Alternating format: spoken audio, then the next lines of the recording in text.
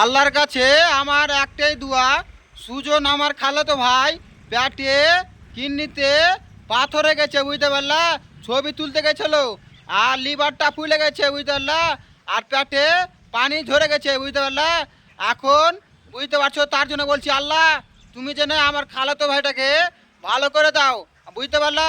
আল্লাহ মন থেকে বলছি যেন আমার খালাতো ভাইটাকে ভালো করে দাও।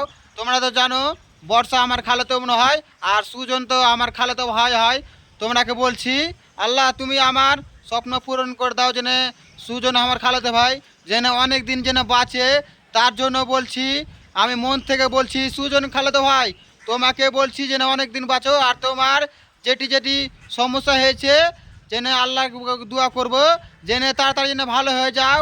আর তুমি বলছি মাছ মাংস খেবে না কেন, যদি মাছ মাংস খাও হ্যাঁ তো অবশ্যই এগুলো ব্যারাম ছুটবে না। কেন আর একটা ভাতিজার হয়েছিল, মানে কিডনিতে পাথর হয়েছিল বুঝতে পারলে, তো মাছ মাংসকে খেতে মানা করতাম।